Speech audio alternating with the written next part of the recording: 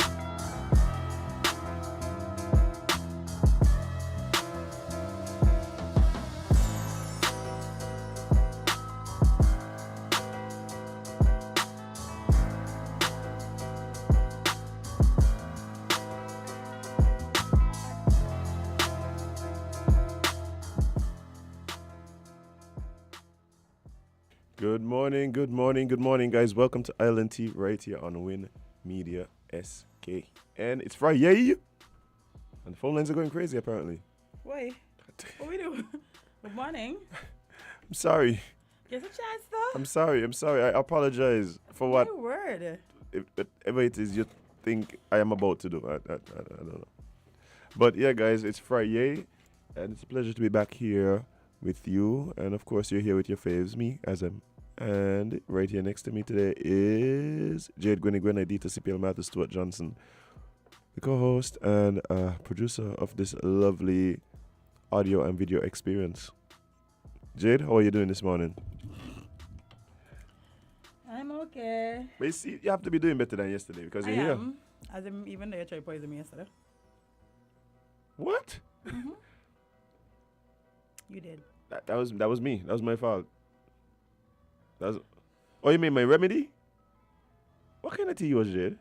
Man, it just a black tea. It just a black tea. It wasn't like Lipton. No, it wasn't Lipton. So what kind of black tea you got? It was in some packets. It wasn't in a box. It's like one of them English breakfast teas? Okay, sure? You have no idea. You sure that was tea? Yeah, it was tea. It was in a tea bag. It might have been coffee, Jade. You didn't realize. No, man. I know better. I know what it's Oh, boy. But yeah, guys. Jade apparently wasn't feeling well, and it's my fault. No, the feeling well part was mine.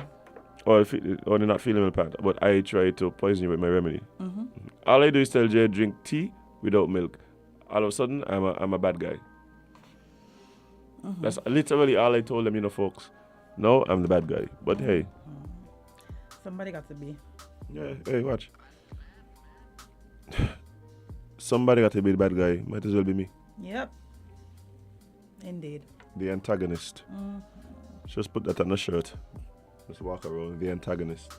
So you got something? Sometimes I don't feel like that for you. The antagonist? I don't feel like it's just always the antagonist. Why? What does make you feel like that? Well, the fact that I always feel like that, it means for pretty much everybody. Oh. Yikes. Yeah, I think I might need to talk to somebody. Lady on the couch? One of them. Let me ask you, well, I think I know the answer to this already. But you feel more comfortable, like, in that situation with a woman versus a man? I've never had a man, so I don't know. I understand. Yeah. I understand. But guys, it's Friday, so of course on Fridays we jump into the regional link up and talk to our friends over there in Antigua. So we're at the start of that.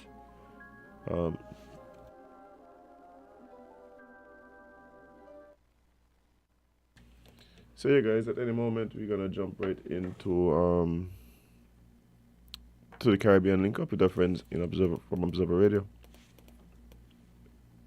He looks ready. Yeah. Should we start chatting? Well, let's go and say good morning to our friends over there in Antigua. Or maybe not. Okay, let's see Maybe what's happening. Bring up Zoom there. Let's see it. Oh, we're doing something. Oh, I'll tell you now. You're multitasking. We are ready, yes. All right. So that means that they're up and running. Good morning. Good morning, Jade. Good morning, Azam. Good morning, Darren. Good morning to your lovely listeners. How are you doing, bro? Good morning to the lovely people of St. Kitts, the Federation of St. Kitts Nevis as well. I'm doing fine, thank you. I'm doing fine. It's Friday. I'm a little sleep deprived, I must confess, but I'm thankful to be in the land of the living. You don't know yet. And we give thanks. We give thanks. That's what we ought to do. And thankful attitude, yeah, it always helps. So, yeah, you two, how are you two doing? Jade? I am quite tired myself. Oh, both of you? Look, Darren, it is election time here, right? A date was called? You're telling us about a date? Come on, bro. Come on. You know better. Uncle Timmy is a man for the dramatic, Oh, boy. Yeah, he's a man who appreciates a good drama. So yeah, we just kind of cooling and waiting. But Oh, boy. I've seen some videos. Oh. And I can see that the temperature is hotting up, as the Brits would say. It's getting well. Speaking about the Brits, that's another conversation, Mr. Boris Johnson. But yeah, things are really warming up nicely in St. Kitts. The campaign, people are, I think, moving to their positions. What's the sense on the ground? Darren, I'm going to be honest. Yeah. We had friend of the show on a few weeks ago, Peter Wickham. I believe this is going to be one that he himself would have to admit he had no idea what was happening. I have zero. Look, I'm telling you, I have zero idea what will happen. Zero. And the truth about it is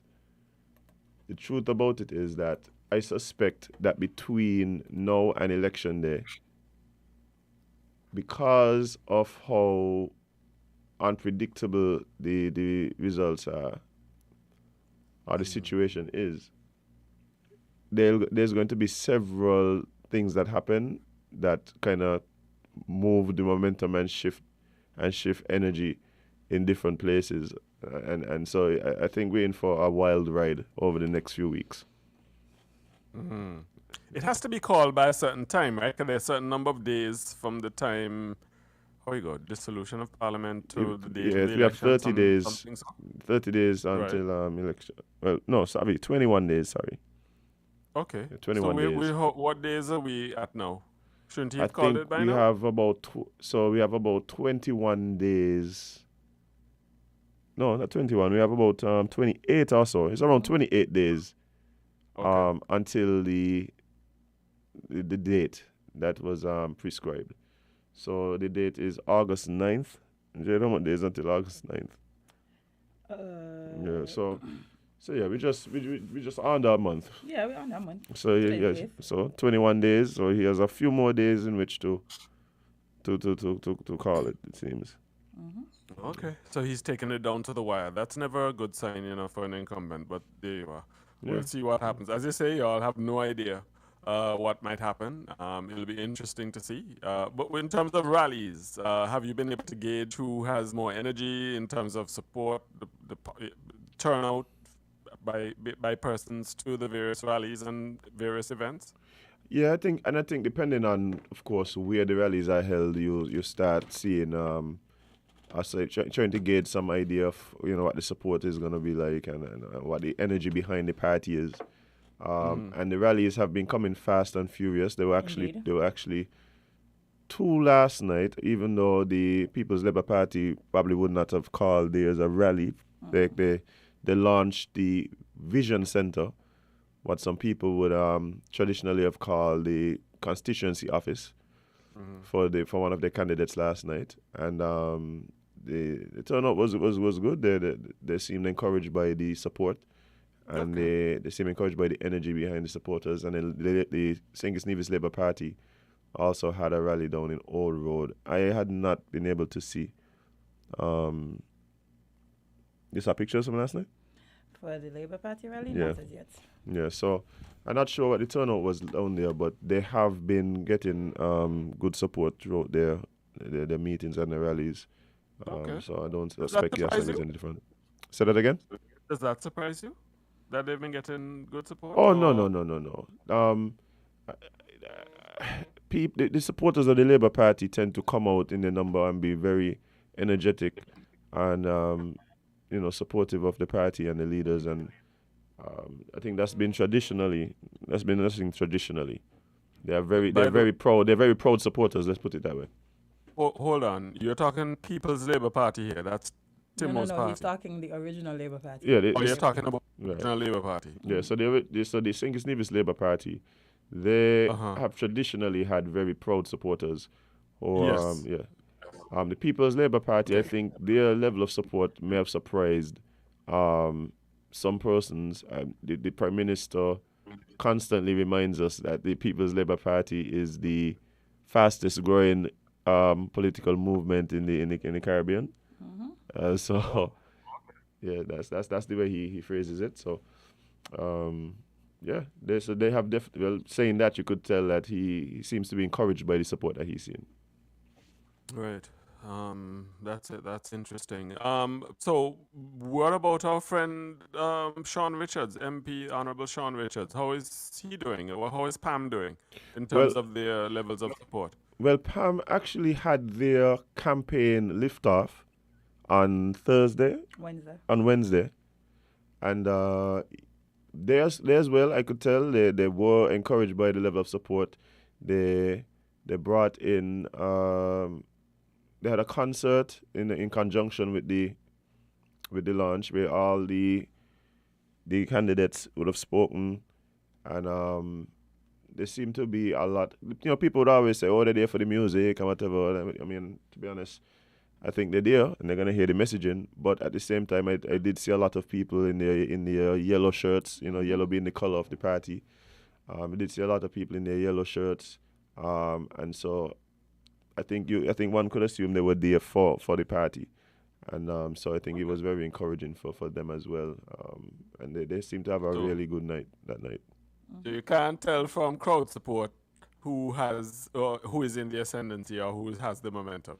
From crowd support at this particular time, no. It is difficult. It is difficult. I think all of the parties have been very mindful as well about optics. After every meeting, you see the pictures come out showing the gaps in the crowds, and then the response is always, "Well, you take that at 5:30 in the afternoon. So what do you expect?" Right. And so you get the counter pictures coming out where the crowd is all full and thick. So there's definitely the picture wars happening, And the billboard was. and the billboard wars have begun. Candidates coming out, condemning persons coming and taking down their billboards and putting up theirs, leaving theirs in the drains, Defacing their billboard. defacing their billboards. There's a particular wall in one constituency, depending on the day, it changes color magically. Right. So, yeah. We're heating up. Let me ask you, what are the issues in the campaign? What's resonating with voters? What are voters most concerned about?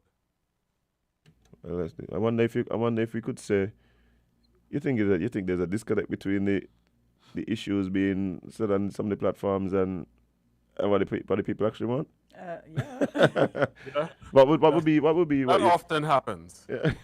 What's important to the politicians isn't necessarily what's important, and it's only after the election we find out who lose. Right, exactly, right? Yeah. Currently, the hot topic is the jail being built. The proposed 2.4. Well, not which number it is right now, because every time. It's different numbers. Yeah, but I guess this 2.4 billion they seem to have settled on. okay, yeah, that seems to be a big issue. Healthcare is always an issue. Some of the programs implemented by the current Team Unity administration. So Well, the they're still referring to themselves as Team Unity. well, some of them are. Okay. It seems as though the People's Labour Party is preaching a message of inclusion and saying that they are the party that welcomes all, Yes. regardless of who you've supported, regardless of your positions or whatever, that they include all, whether you're PAM, Labour, CCM, NRP. You're lucky they ain't come over there and take some of the Antigua supporters and all the way they move in. They include everybody. So, but dear. yeah, That's so those are some of the main messages I would say from the populace, and then of course on the platforms you're hearing talk about persons' ability to govern, who has the ability to really lead. So that's kind of what a lot of the talk is about. And then of course you have the little hot topics popping up in terms of who wants to end the current programs as they're instituted, who wants to just amend them or improve them. Who was there for the actual people and And who did what? Because of course now that the friends are now no longer friending. It becomes who did what and who was responsible for what and who didn't live up to the mandate given. So Yeah. Right. yeah. Sweet old politics, man. Yeah, man. Yeah, typical. To what extent is fuel price? By the way, let me ask first. What is the price of fuel in St. Kitts right now? Too much. That I can't tell you because I go to the pump and I tell the woman, look, Agnes, I got $40. Do what you will. can. Do what you will. Do what you will. Oh. I think right now, I think it's $18.00. Jade aim to 19 the other day. I don't know.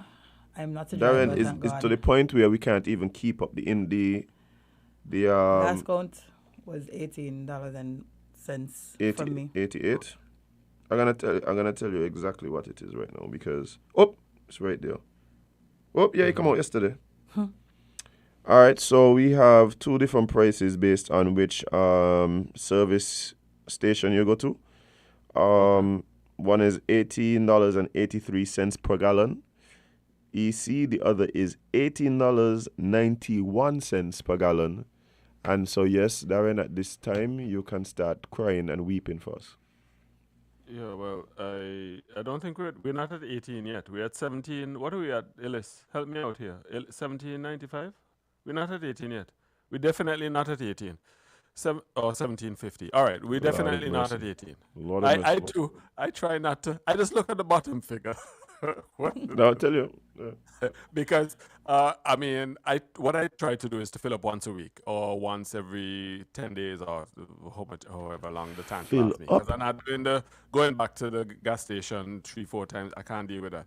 So I just fill the tank one time. Actually, they say it's better for fuel mileage. And at the time of the day, they say it's better in the evenings when it's cool or mornings when it's cool.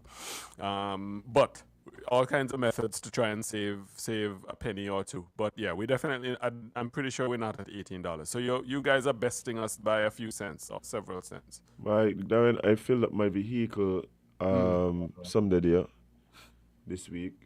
The whole day, I can't tell you exactly what day because since that experience, it's just all been a blur. But Yeah. It has. but I went and I decided, you know what, I'm going to fill up my vehicle. I try not to live with regrets, Darren. I now have one. This sounds like this is an issue on you to. I now have one. It's rough. To what extent? Yeah, it is rough. I agree. I think that is something that we all feel. To what extent do you think that's going to be an issue in the campaign? Do you think that are people talking about it, or people ascribe blame to external forces? the Yes. external forces? Yes. So it's not an issue. Yeah, it's not a serious issue. Let me not say that it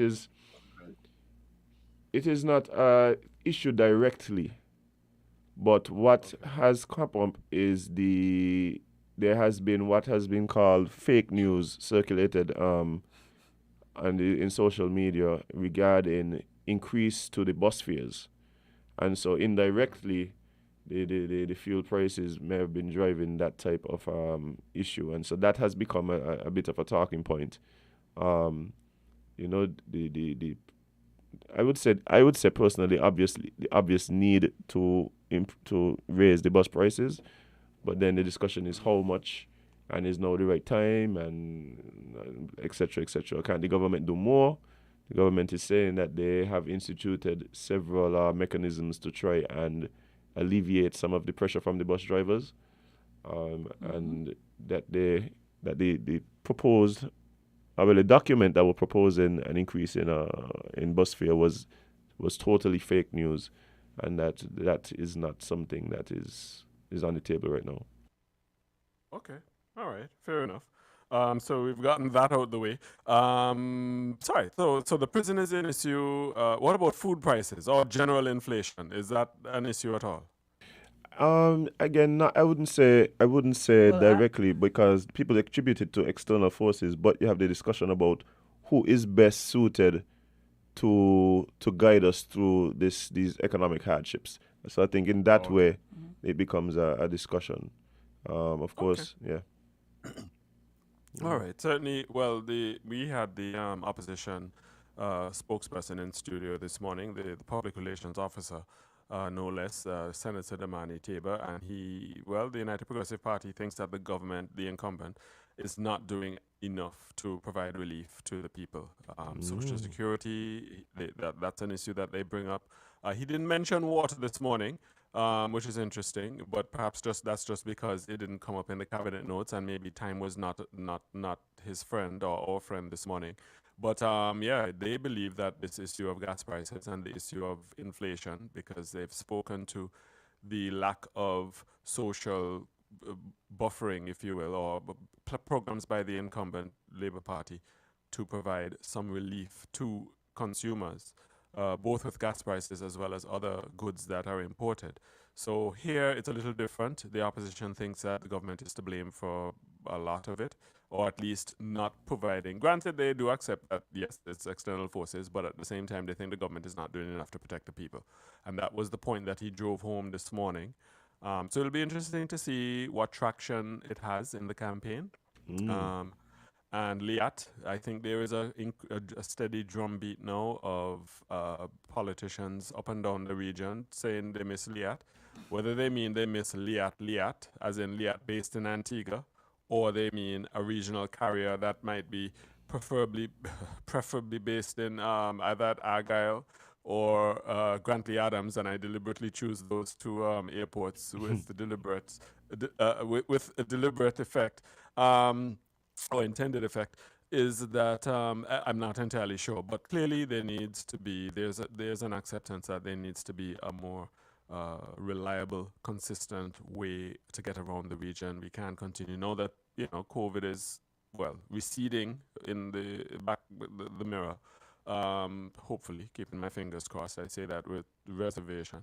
That it needs to have a better regional connectivity, and so that's something that is gaining traction. And I'm hoping that there's some resolution, because this matter came off a cabinet discussion this week in the cabinet here, and it appears as though the government is moving in the direction. And I'm hearing noise that they are close to some kind of agreement on a new Liat 2020 or 2022, whatever it's going to be called. So there we are. Those are just some quick snapshot of those issues. But I want to ask you, to what extent has folks in St. Kitts been paid? By the way, y'all have any questions for me because we're almost out of time, because we have a guest coming up after this. Well, y'all had any questions for me? But I was actually just going to ask about what are some of the hot topics the things that have been discussed, but you definitely touched. You definitely touched on those things. I suspect that, of course, even though it might not have come up this morning, that the water situation is still something that is very much an issue, especially for persons living in the most affected areas. Correct. And for those who don't have cistern or some form of backup, or their backup is run out, nobody's backup should be run out by now, though. I think, when the water comes on, you put your hose in your cistern or your tank and fill it up. Right. But I don't know. But yeah, those are the issues. And the incumbent Labour Party has not begun its campaign in earnest as yet. So people are saying, wait until they crank it up and then we'll see how things go, which debate or which side of the debates are in the ascendancy.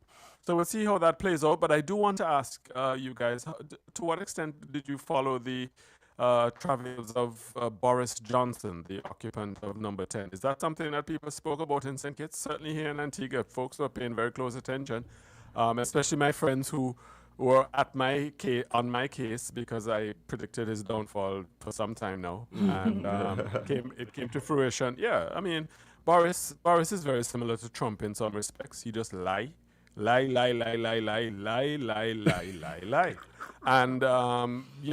it was going to catch up with him at some point. He's pathological. And how can you say you don't know about any party when you in the party drinking? It's crazy. It's just crazy. Maybe perhaps that signals that he may have drunk too much. Yeah, but when you have to sober up at some time, you have to run a country. But you never hear people black out, Darren? What's that? People that black out, Well, this is true. And you can blame it on the alcohol, the song goes. But but yeah, he I think the straw that broke the camel's back was he appointed an advisor where there's some story about sexual abuse or something. I don't remember the details right some now. scandal, yeah. Some scandal. How could you do that? I mean, I don't know. Either his staff failed him. I don't know what happened, but it was just the last straw. And from the time you realized that his party support was just flowing, I think he used the term herd mentality. So once the herd kicked in, that's it. You can't do anything about it. And it's a Darwinian system of politics. He had a very interesting speech yesterday, my friend Boris. But it was rather entertaining. So how folks reacted in St. Kitts? Was there any conversation about it? Well, I haven't seen much besides in the news cycle. We actually are going to discuss it further for the people who weren't paying attention sometime during the show today. But I have heard some talk about it though. Not much, like JD saying. But I guess the sentiment that was put forward yesterday was that, well, two sentiments were put forward. One suggested that Boris probably would be right at home in the Caribbean, and saying perhaps he'll try his hand somewhere in the Caribbean because he would fit right in with Caribbean politics. And the other sentiment that was put forward is that he probably should have reached out to Prime Minister Harris for some advice as to how to handle such a situation. So, so the controversy was localized. Yes, of course. I think we just have so much on our plate as it relates to political upheaval that we focused on that. All right. Just one quick thing I forgot to mention, and a listener just reminded me: the buggery law. Y'all heard about that? Oh, yes. And fortunately for me, we don't have time because we have a pastor, Pastor Jonas, one of the well-known pastors coming on next, and he wants his time because he has a lot to say. He's going to be discussing said law. Well, I don't think he's going to be discussing said law, but I'm going to ask him about said law. Of course. I mean, it will be journalistic malpractice if I don't. Indeed. Especially with this pastor, because he's known for being very let's just say Pastor Jonas is a strong personality. Oh. Way of putting it. But yes, the court struck down or ruled that this section of the law was unconstitutional. And of course, this was a matter that was brought by members of the LGBTQ community, and it was supported by the efforts of Women Against Rape. And it was successful. And so, of course, conservative elements are up in arms and saying Antigua is going to hell in a handbasket. I'm I pretty think sure somebody there were said they're other just waiting reasons for for the Antigua to go tsunami. to hell. What's that? Sorry? I said I'm pretty sure there are other Oh. reasons for Antigua to go to hell Oh, besides please. this one. This is a godly country, Jade. You're speaking about. What you saying? Wow. Do they know that? Yeah. Yeah. Well, that's a good question, Jade. And I wish we could continue, but I don't want to deprive my friend Pastor Jonas of the time that I promised him. So I gotta go, unfortunately. So it was nice catching up with you guys, though, as always. As always, it's always a pleasure, Darren. And All right. yeah, big up to you guys there in Antigua. Please have a safe weekend. And hurry up, come sink it. It's nice here. It's nice. Yeah. It's nice and godly you want over to here. come down in the heat of the campaign? But if you want some Anyway. excitement Yes, you're quite right. You're quite right. and tons of free that's a fact. concerts, you think Music Fest was something? Got you. Thank you. I might take you up on that invitation. I do miss Sinkit. I've been saying that for a little bit now, and yeah, itching to go somewhere after this. Yeah, I'm gonna get a message and say, hey, I'm by the airport, let's go. There we go. All right, good. Stay tuned. Have a good one, though. A safe weekend to all of you and to the listeners of Win FM. Keep All up the great You work. as well. Bye bye. Take care. Jade, things getting sticky around here. Things heating up. I know. I can tell you something, right? There are several political pundits that are here. Because all the parties I'm going to bring in the strategists. Yeah, man. Yeah, meet up. I could just run it. Right, yeah. Bringing in several political strategists. And I've spoken to several of them, and all of them have the same schedule. As soon as we don't hear we in Antigua. It's like they just... Things watch there it. to do. The political strategists and I don't want to use any other term. So the political consultants, Consultants. the political consultants for these parties, them they just hop around the Caribbean. They hop around they hop around the Caribbean like how fetters hop around for carnivals, eh? As they should. They This just is the like- carnival. Yeah, man, this is the carnival. Let us go. Yeah, man, right after St. Kitts in Antigua. Listen, I know they're so excited for all these election seasons. Oh, they're having fun, man. They're having fun. Indeed. But friend, it's time for us to jump into some news because we have lots to discuss today. Tea. Hold on. I'm here. There you go. So yes, let's see where you want to start. With the Integrity in Public Life Commission or the ECCB records? Let's do the first one. It should be quick. Okay. Because I don't know what I can say about that. Well, they had things to say too. The Integrity in Public Life Commission in Nevis says it cannot fulfill NRP leaders' request for an investigation of Spencer Brand CBI project. Yeah. On July 4th, the political leader of the Nevis Reformation Party, Dr. Janice Daniel Hodge, wrote an open letter to the Integrity in Public Life Commission on Nevis, requesting an investigation into a U.S.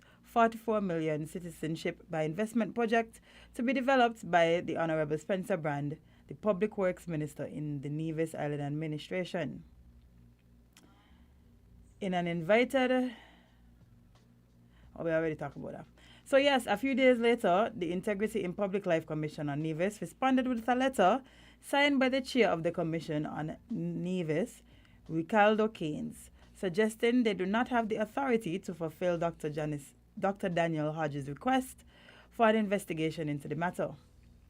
The letter addressed concerns about the CBI project existence, the NRP leaders' request for an independent investigation, secrecy and abuse of office, and explained that the Integrity in Public Life Commission on Nevis has no power to fulfill that request. The letter reads, on a review of the ordinance and an assessment of the complaint filed, this matter does not fall within the lawful remit of the Commission based on the ordinance. The Commission has no power to authorize an investigator or a team of investigators to conduct an independent investigation of the matters raised in your complaint. The land for the project's build-out was acquired in 2008 by Minister Brand and his wife, according to a statement on the matter from the minister. He then began his attempt to develop the property within a 70-room hotel project that has yet to come to fruition or receive funding to start. The Commission further stated that it could only investigate the declarations filed by the Honourable Minister Spencer Brand for the filing periods of 2018-19, 2019-20, 2020, 2021. What's the first and the last one, yeah. Mm-hmm. Into the accuracy or fulfillment of a declaration filed with us by him. The law requires that all investigations are done in private and the person in public life be accorded due process against any allegations in accordance with natural justice, the Constitution, and the laws of St. Kitts and Nevis. Mm-hmm. Basically, they said I can't do nothing about that. Basically, what they're saying is the Integrity in Public Life Commission does have some purview into they can investigate him based on when he was a public figure, when he entered the public office and stuff like that, which was 2019 to 2020, well, to present. But the files that he would have put forward, the documents he would have put forward would have been, the last one would have been filed in 2021. So that's why they said 2021. But they're saying, but the project been on the way since 2008. I think he said they acquired the land. Yeah. And have now been trying to develop it since then, it seems like. So it's not like when he got into office, he started acquiring these projects and started to, do things. But this is the thing for me, Jade. I said it the other day, and I'm going to reiterate it. We just need to figure it out. This is the thing that happened. Every time election come around, you have all these things that people try to suggest as scandals, things that people are trying to say is righteous, things that should not happen, etc. Right? We talk about it, but then we don't actually discuss it. And I'm not talking about investigating a specific person or a specific incident, but if there is something that you're proposing should not happen, right? Then no matter who's doing it. So we need to figure out, is this really something that should not happen? Or do we have to set certain guidelines in place to protect the integrity of the office? Do we have to set certain guidelines in place to protect the people of the nation? That type of thing. Yeah. And in this case, I think it's a very good question to ask. If I have a government contract for years, right? Or just prior to me entering the political arena. If I have a government contract, am I expected to give up the government contract when I become, if I'm successful at the polls and become a minister or a parliamentarian? Apparently. It can't be I told me that's not apparent. That's what they've been saying. That's what I feel like they've been saying, which is unfortunate because then you have to think about the people who work for that company. Exactly. So we're supposed to do with them people. I guess tell them, well, I'm a minister now. Y'all fired. Y'all got to figure it out. Guys. Guess I was successful at the polls, as you've seen. You know what going on now. I mean, I got to find somewhere. And for the people, just not tell you. Yeah. I mean, but guess what? You could come to me if you're unemployed for some for a handout. Yeah. That's better.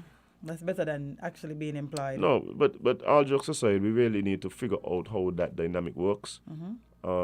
Perhaps there's something in place, so that needs to be highlighted if that is the case. Something that speaks to that.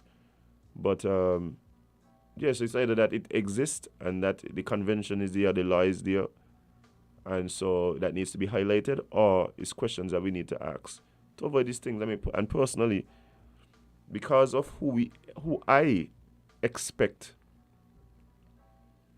to be in a position to contest elections, I don't see it as something that they should be punished for, because it does kind of feel like punishment. Yeah. Good morning, caller. You're live on Island T. What's up? Morning, caller. Good morning. There is a reason why most progressive democratic countries have laws and regulations against things like conflict of interest, nepotism, cronyism, and those sorts of things, right? Because they know that it's bad for democracy. And they know that there's a tendency for people with power to abuse it for their own selfish ends. So they put safeguards against it. Okay? If you know that you're in a situation where if you run for public office, whatever business you're in, you are going to be in conflict, then the thing to do is turn over that business or company to somebody else, basically to run, but keep your distance from it. I mean, they do that in places that are progressive. They make sure that how can you be in government and you awarding contracts for you, to yourself? There's something wrong with that. Okay, so you say what I'm saying is, if the contract is in place prior to you getting into government, we're not talking about awarding new contracts. We're talking about contracts that exist. So even if the contract expires, I think that's a different topic altogether, in my opinion. But if the contract exists, what I'm saying, so some persons would suggest that what should happen is that the contract is allowed to finish out its tenure or its livelihood, but that there should be full disclosure of that, whether in Parliament, in cabinet, etc. How do you feel about that? Yes, of course, but I'm not saying that the contract should just expire as soon as you you gain office. Okay, that's unreasonable. But yeah, I just wanted to clear up that nobody talking about awarding a contract to a business that you have that you own or have an interest in. I don't think that is what's at discussion. But that's not what I'm discussing anyway. Oh, okay. Well, but in the case of the Nevis Integrity Commission, to me, it's a similar case to the Integrity Commission, the Federal Integrity Commission. They are too timid. They're not proactive enough. Okay? They are basically washing their hands of things that at least there should be an investigation on. To say that this happened long ago, if you are going to be doing it solely based on the records you have, well, how you're basically saying you can't investigate until sometime in the future, right? Because remember, these commissions just came into being, all right? And so, how can you therefore compare and say, well, he got this because of his office? You have to go back to at least before he entered office. I remember seeing a clip where it said, how does one become a multi-millionaire on a government salary? Something would obviously be wrong. Okay, and I'm saying that the posture of integrity commissions should be such that they don't trust and they have to verify. Okay? All right, so you're saying in your mind you're saying it's that they're timid and not so much that they are guided or they are not given the necessary powers through law to do their job in the way that you're suggesting it should be done. You think it's just that they're timid? The problem that they're not given enough teeth to do their job. Oh, because you said they were timid, you know. You first said they were timid. You said they were timid, so I want to know if it was timid. That's different from saying that the laws need to be amended to give them the powers to do the job in the way that you're suggesting it should be done. Well, it's a combination of both, because if you can't tell me, right, that if somebody asks you for, well, it ain't even just somebody, it is the opposition leader or leader of the opposition party asks you to investigate something, you don't dismiss it. If there's nothing, if everything is above board, it's in the interest of not only the opposition leader, not only the person being investigated, in this case, it would have been Mr. Brand, but also the country. If there's no there, well, there's no there. But don't just dismiss it. That's the whole point. You don't just dismiss it. And so it's like the Public Accounts Committee. You can't investigate something, or it must be based on the report of the Auditor General, which essentially comes a year after the fact, right? So you can do all kind of fancy footwork in between them and get away with it, or cover your tracks. That's what I mean when I say it needs to be a proactive organization that help to keep government accountable, right? And it all depends on posture, okay? If you had somebody in there who were determined to make sure that the Integrity Commission is not just a rubber stamp or an office somewhere to say that, well, we have it, and so we look good to international organizations like World Justice Project and Transparency International and those things. Okay, it's not just an office that you can say, well, we did this. It must be seen to be doing its work. Okay, that is my point. All right, sir. Appreciate All it. Thanks. My Well- thing is, if you can say that they don't have the teeth based on the legislation, then I don't think it's about personalities. I don't think it's about who they are and the posture of the commission. If they're gonna have to go based on what is allowed them.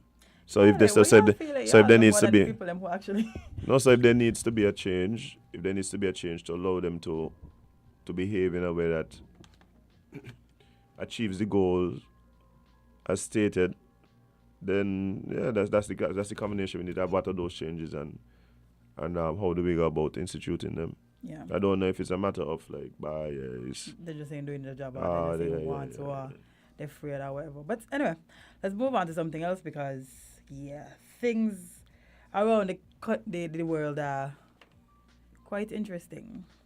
So a developing story out of Japan, and it says the former Japanese PM assassinated while giving a speech. I know. Gasp. That is wild. No, real talk though. That's good. No, that's wild. That's bye.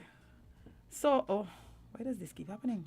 So the former Japanese Prime Minister Shinzo Abe, I hope I'm pronouncing that correctly, a diversive, conservative, and one of the nation's most powerful and influential figures, has died after being shot during a campaign speech Friday in Western Japan, hospital officials said. He was 67 years old and was shot from behind minutes after he started his speech in Nara. He was airlifted to a hospital for emergency treatment but was not breathing and his heart had stopped. He was later pronounced dead despite emergency treatment that included massive blood transfusions, hospital officials said. Police arrested the suspect. Why does he suspected as if they see him? Suspect. No, not this. For me, suspected seems like, they think he do it, but they ain't sure. No, he do it, but they improve it. I You have mean- to prove it. You have to prove it in that's court. true. You have to prove it. In court, okay. Just Well- saying you see me off for true. But I was here licking a lollipop. Yeah, man, about that man. I So feel you say you see me, but I was licking a lollipop. I don't know where you was. Okay. Yeah. Well, police have arrested the suspected gunman at the scene of an attack that shocked many in Japan, which is one of the world's safest nations and has some of the strictest gun control laws anywhere. Tetsuya Yamagami is detained near the site of gunshots in Nara Prefecture, Western Japan, Friday, July 8, 2022. Former Japanese Prime Minister Shinzo Abe. Why are they repeating? Okay. I feel like they're repeating this. Prime Minister Fumio. Sorry, guys, the article closed.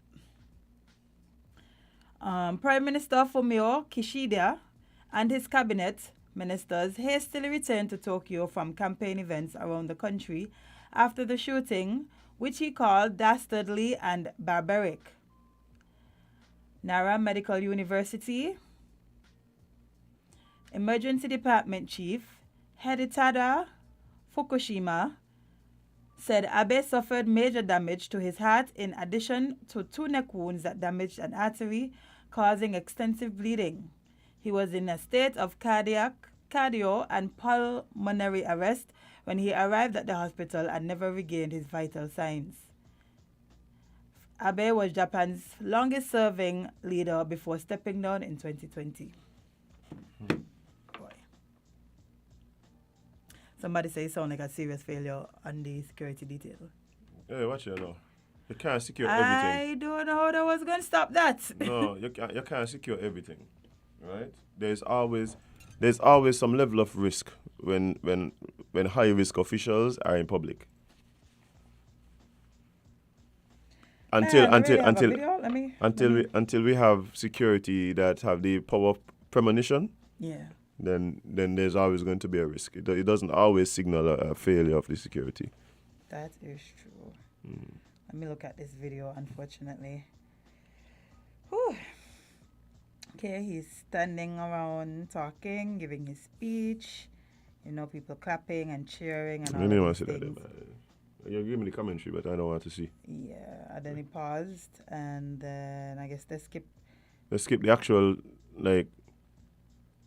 Well, they're skipping something. Either that, the internet just deciding me to watch it. No, I think where the number going now? Yeah, so I mean, that's how I may see nothing else. Let's wait and see if they go to like a shot of people running frantically. Shot is a terrible word to use currently. Honestly, that's like... No pun intended. Oh, actually, I think it was just the video. So, let's see. Oh, boy. That's crazy. Assassinating? People getting assassinated? No, but you see, this is what we're talking about when we say people take these things here too. Hat?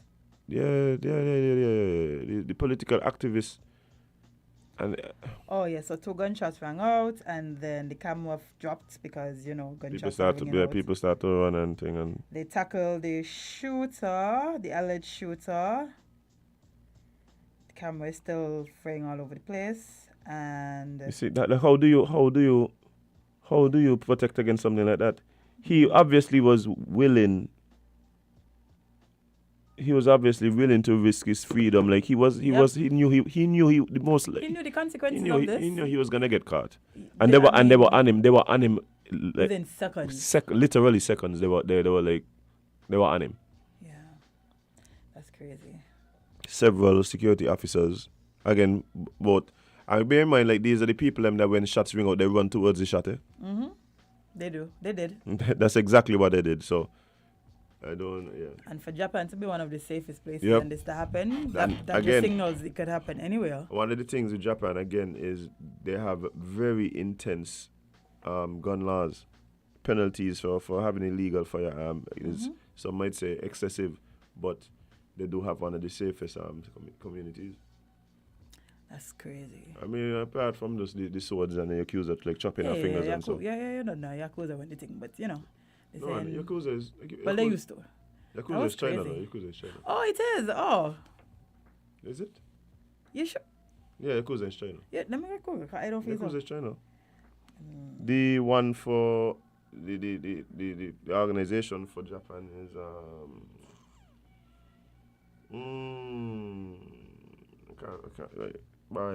I watch too many Japanese like anime and movies to not know to not remember this. Anybody me? Japanese. Yakuza is Japanese? Yeah. Okay. Good. Nice. No, not nice. Yeah, nice. Okay, well, you know. Nice. Yakuza is Japan, yeah. Yeah. It's well by. Yeah. I wonder how that would make other... Big up my Yakuza friends. I wonder how that would make other political, ministers feel seeing these things happen. It must be concerning, Jade. It must be concerning. it must be like, and I'm going to be honest, up to this week, I had that same thought, about, the level of anxiety that probably exists in candidates as they especially at the rallies, and there's so much people, and you kind of go through the, you're walking through the crowd, and there's nowhere for you to know the intentions of everybody there. Yeah, It must make you quite anxious. Yeah, because I mean, it's one thing to be passionate about politics, but the way some of y'all behaving, I feel like if y'all were in America, and you know how the FBI monitors social media, and when you say certain things on social media, they show up at your door. A lot of y'all would have been getting them visits, man. I think a lot of us here need some visits. I could tell you that. Because the way y'all speaking is like, what? Can't wait till somebody here gets to for them out on Facebook, yeah? Somebody here in St. Kitts. Need to make that example because some of y'all wilding. But Yeah. guys, we have a caller. Good morning, caller. You're live on LNT. What's up? Good morning, Azim. Good morning, Jada. Morning. I know Jade said she wanted to move on from the last conversation from the last phone call. Back and talk about it. But when I read the chronology that Mr. the gentleman in Nevis put out, defending himself. Within that, it stated that when it got to the federal house, that there were parts of it that was not approved. And so he was waiting on those approval. And from what I read, if I'm not mistaken, he was now elected before those approval. So, with not saying that anything wrong was done, but because the public don't know, there's not enough information. We don't know if those approvals did not come because of his new position. You understand what I'm saying? Yeah, I got you. And that is why investigation has to be the key to clarify, to come out and clarify what really happened. And like Mr. McMahon said, you cannot just dismiss it and just say it happened wrong time. We have to go to the process. So, because if we don't go to the process, how are we going to learn from it? Because part of it is not just about what you're going to do to that person, but is how are we going to learn from that to move forward and make sure that candidates and the culture of being a candidate and being in business and whatever it changes for the better. Because like we said, the proper thing to do really, even if you started something way before, the proper thing to do once you become involved in politics now, and especially when you get elected, first thing to do is to form a blind trust and put whatever business that you were doing, especially the business that you're doing, involves the government. So you put it in that blind trust and let the blind trust run, and you step away from the day-to-day operation of that. That is the correct thing to do. That is why they always say sometimes it's not even conflict of interest itself, but it's just the appearance of it alone shed bad light on not just you, but the system itself. You're shedding bad light on the system. What? You know? So, that's what I have to say on that. But I got you. Right, I got thank you. you. Totally understand. Thank you, caller. Yeah, I'm sure we have not heard the last about the situation. Of course not. But like I said, it needs to be highlighted as to exactly how to navigate these types of things moving forward, so that we can avoid these things. Like just now they're saying put in a blind trust. Like, so for instance, if I decide to run for politics, I've done work for government before. That they're done with. No more contracts for your friend. Basically. Well, is break time? You want to take a little break before we move on to other things? Yes, let's do that. Guys, we're going to take a short break and be right back with more Island Tea right here on Media SKN. Stick and stay.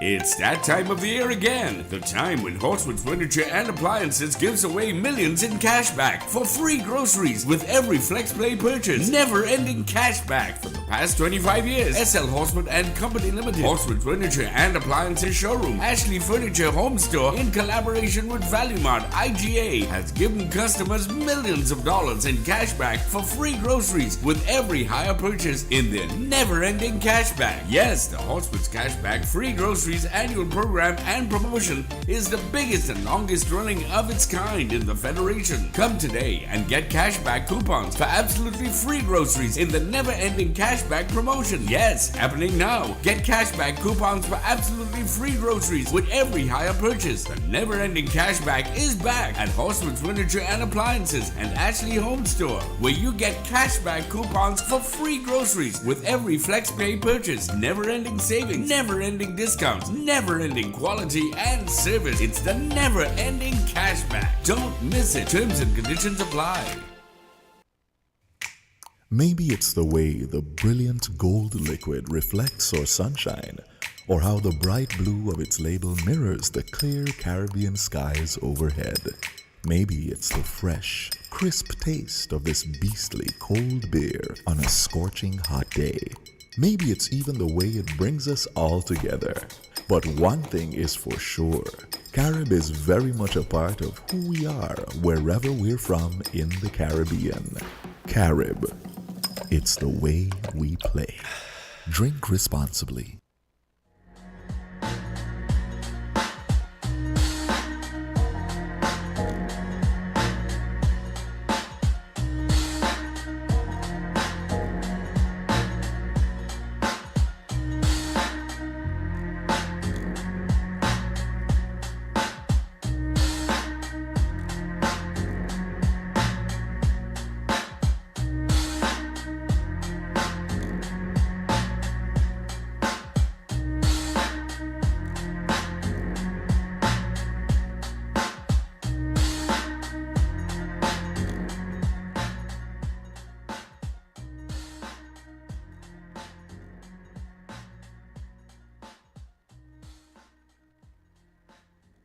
Good morning, guys. Welcome back to Island Tea.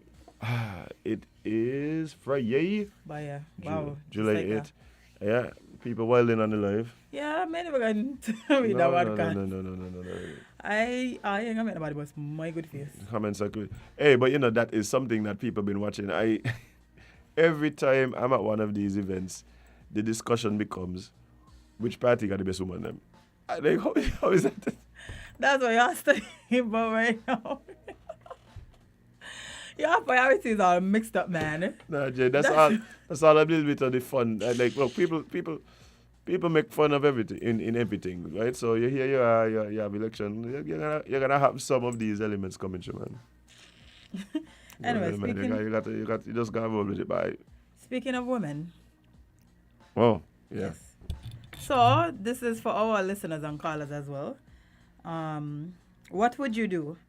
A mom is furious with a man for not feeding her other kids. Ending a relationship with someone when children are involved is not easy. It takes a certain amount of maturity and a willingness to make the kids the focus to ensure the transition is easy for them. But what happens when all the children are not the biological offspring of both parents, but they either live with their mother or father? How do the parents of these children navigate the murky waters? Do they deal with their children alone or continue to forge a relationship with other children? A recent viral TikTok video had many on social media discussing these very questions. A week ago, a mother of 4 posted a video fuming because the father of one of her children only brings food for his child. What about my other kids? She yelled when the man walked up to the house with McDonald's for his son. She said her son won't be eating the food in front of her other kids unless he brings it for all, and stated he knew she had other children when he got with her. The man protested, stating that the other kids aren't his and therefore are not his responsibility. Some supported the dad's stance, with one YouTuber commenting, "Definitely not his responsibility. Anything he does for your kids is out of the kindness of his heart, but definitely not his responsibility. Kudos to the dad. The mom is beyond toxic."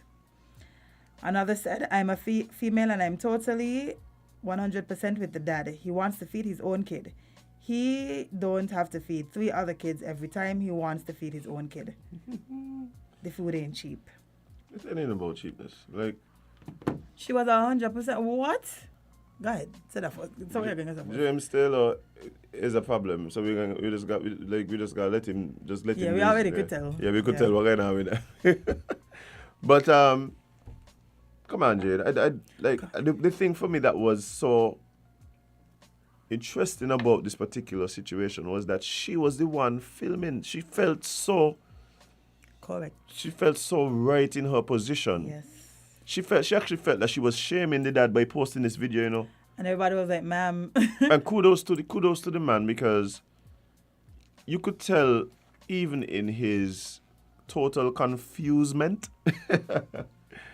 even though he was so confused about what was happening, he remained poised, because I don't know if I would have been able to keep as calm as he was able to keep, being told what it was.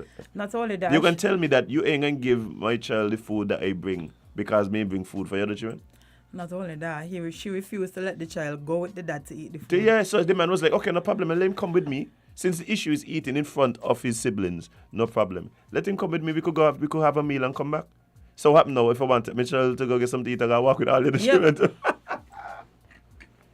And okay, so 2 things. Hold on, but you see them shipping there? I know some people actually believe that. Yeah, with the Sick. whole lot too. Sick. So let me ask you a question. This parent has 4 kids. One belongs to the father. Whose responsibility is to feed the kids, not the mother? Who is the parent to all the kids them in this situation? Why would it be on the father who has 1 child? So every time he has to feed his child, he has to feed the whole household?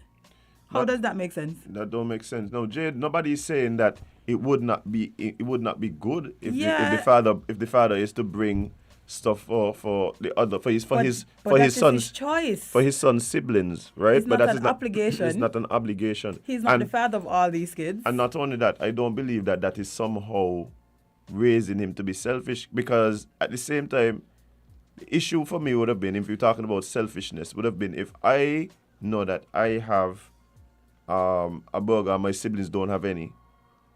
The only selfish encouragement I could give my child is to not share it. If my child decides to share it and I go, I bring it for you, you eat it yourself. You alone eat it. Then that's selfishness. Then I have an issue with that. If he refuses to allow the child to share it if he wants to, right? But I don't think hey, let me run and pick up some McDonald's for my son and drop it off. Not only that, so suppose you decide to go get 6 more children. I gotta no, you have to eat 10 children. I gotta buy 10 children now. Just because. No. And not only that, I don't believe that he would be saying that it's the responsibility of any of the other men involved in the situation to feed his child.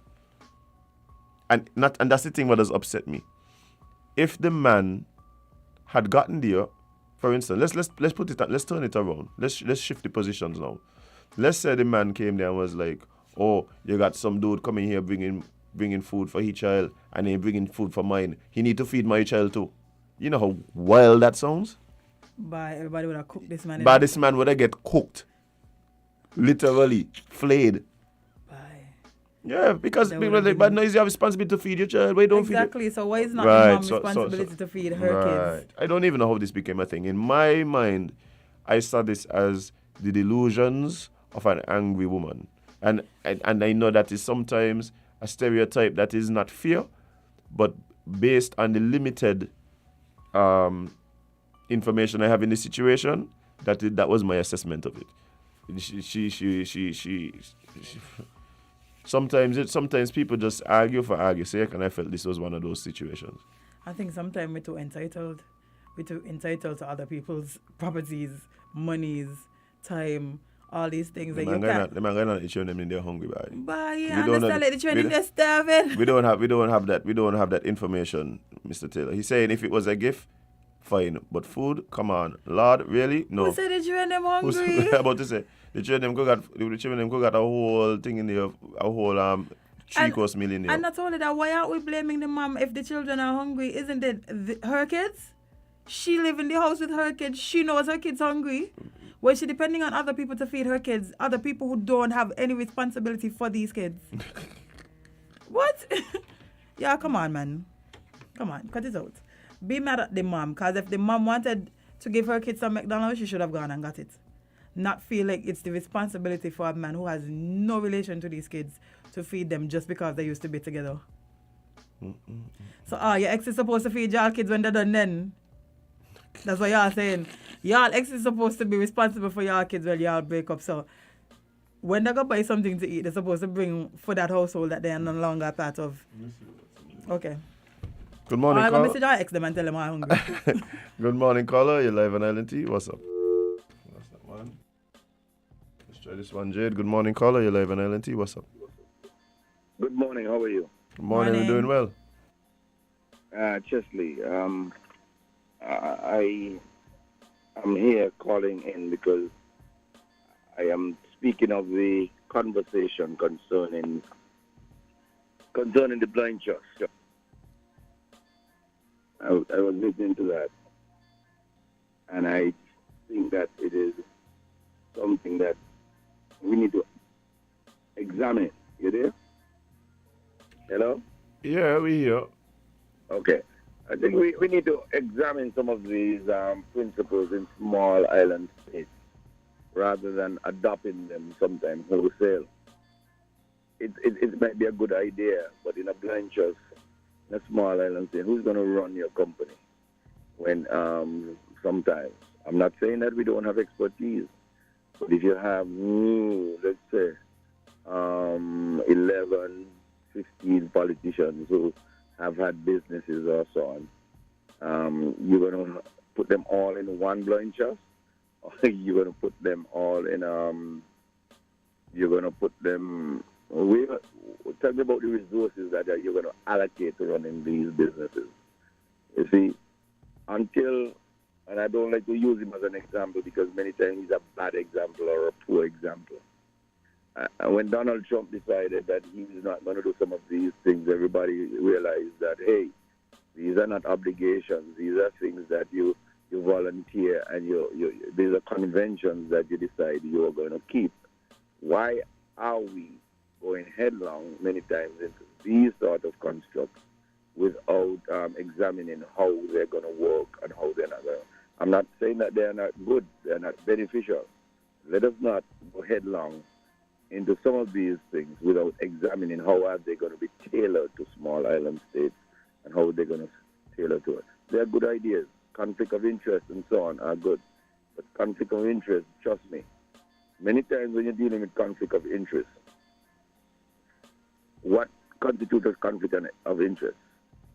You might realize that you're related to almost everybody.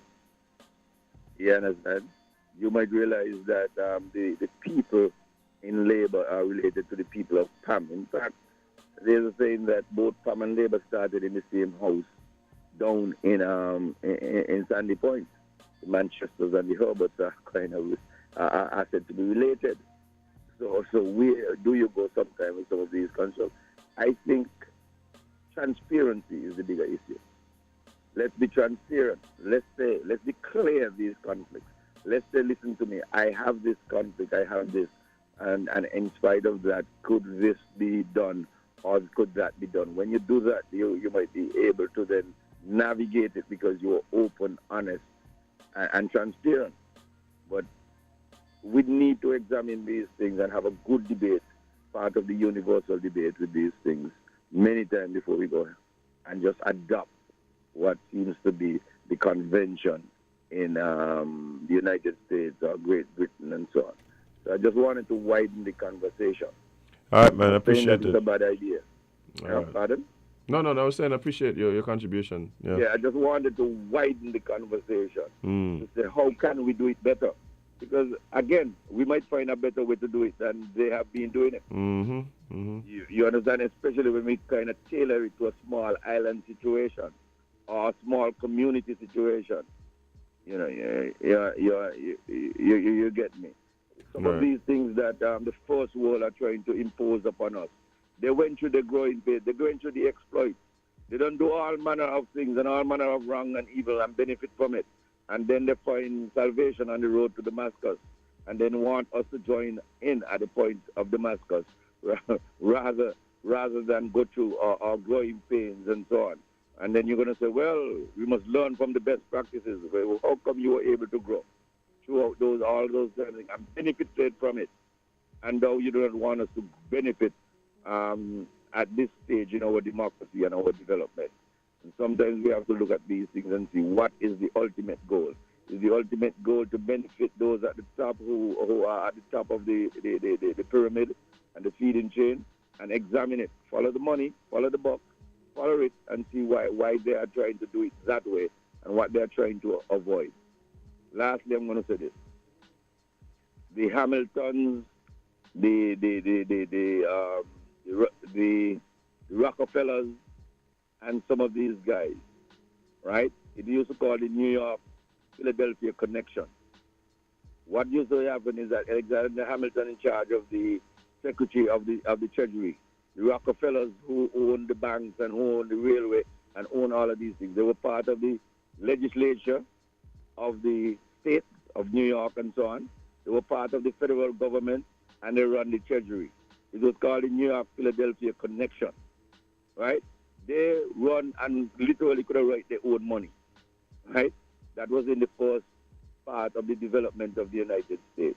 Nobody said that those were conflict of interest so that the Rockefellers could own islands in the Virgin Islands and all our kind of land and money and so forth. They were able to mass the wealth over that period of time to the day that they're still benefiting. Now they're going to tell you all manner of things about conflict of interest. I am just simply telling you, we must examine these things from a historical perspective sometimes to see why now they say. I'm not saying that these kind of collusion and these sort of things are not things that we need to root out and learn from and say they're bad. But we must know and understand the full story before we then sort of say our young democracy must just jump in at this level, and that is the way it can go. I just wanted to widen the conversation. But keep it up. I like the fact that you all are going into these kind of topics. But don't think that it's just a matter of adopting things wholesale before you understand where you are in your history and development. Thank you.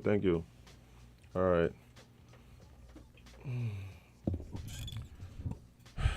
Jade, what do you want to know? Because, I kind of want to get back into the topic that we was discussing because... the people on the live having an interesting discussion.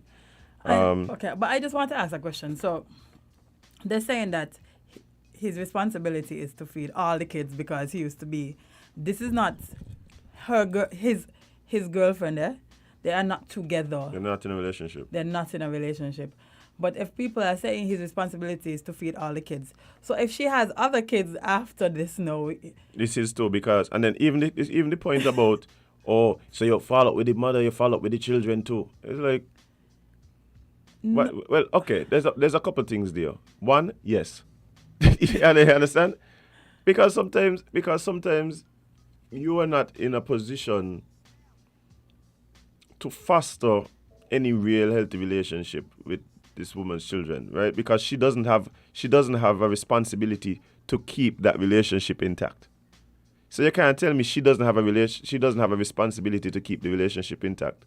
Meaning, if I come and I say I want to see your other children, because when me and you were together, all of us was close, she don't have to allow that. Exactly. She doesn't have to, right?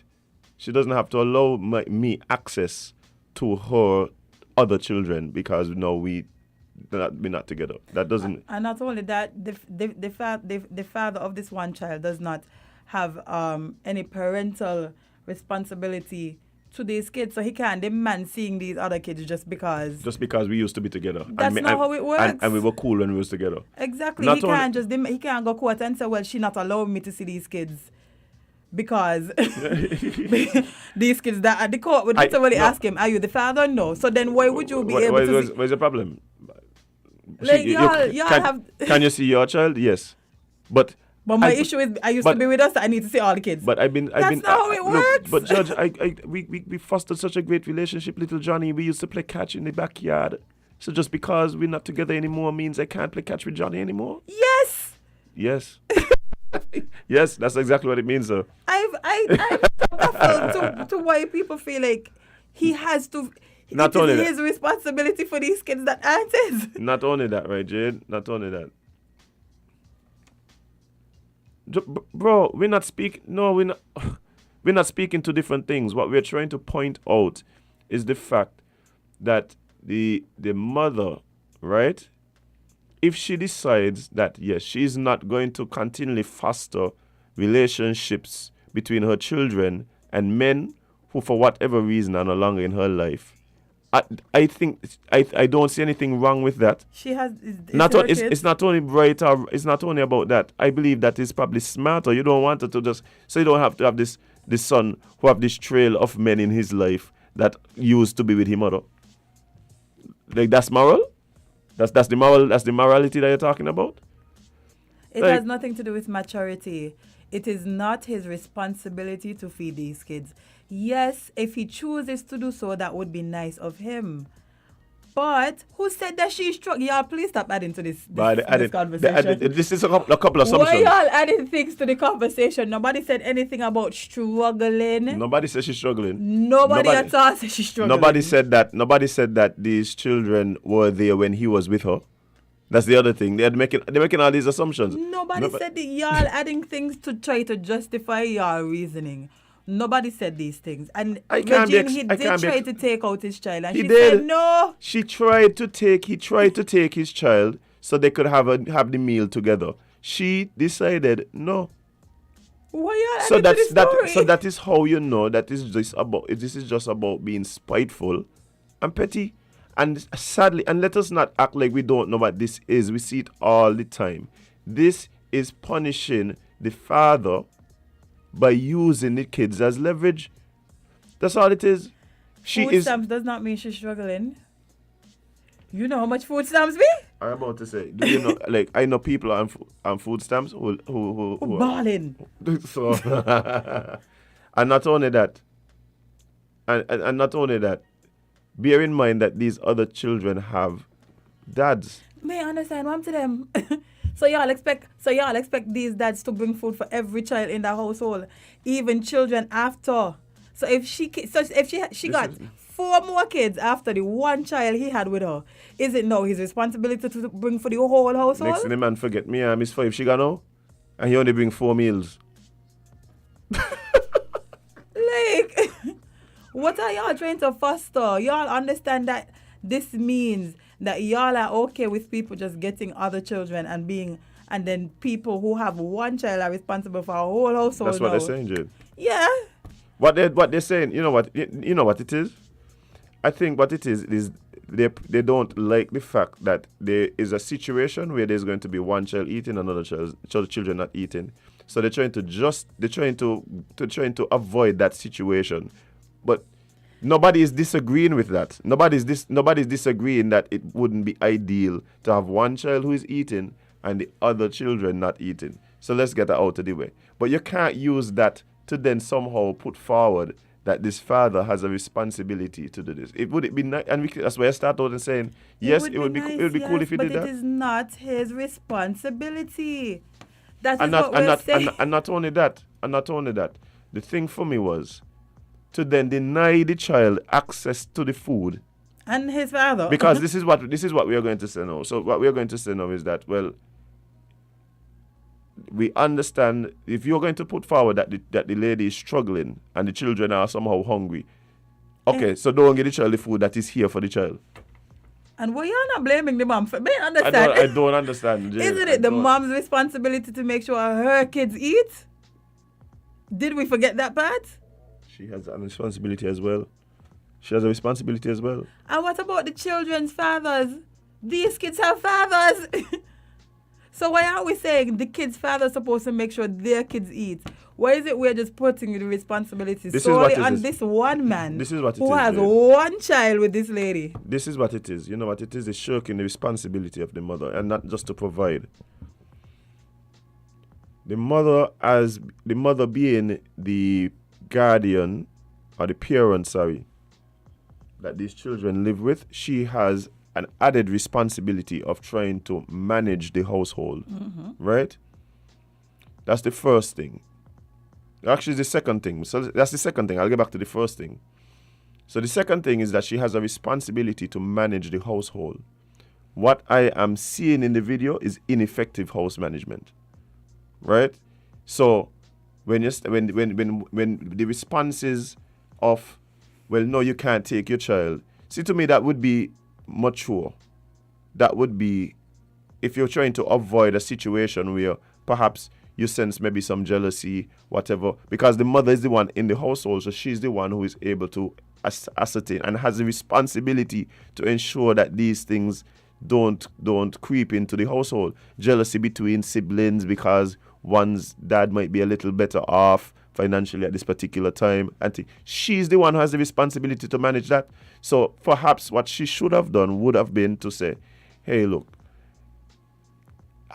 like little Johnny does sometimes feel a little left out. You feel a little left out when you bring things for Jonathan. So this time, okay, no problem. You know, take Jonathan, you guys have a meal or whatever. But in the future, you know, just be mindful. Be mindful of that dynamic. Yeah, like what you choose to do, that information is on you. But what I am trying to avoid is a situation where both of my sons are at odds simply because, you know, his dad is not in the same position to provide like you are. Like that to me is the type of house management that needs to happen if that is what you guys are putting forward, right? The other thing is we all have a responsibility to manage our reproductive systems.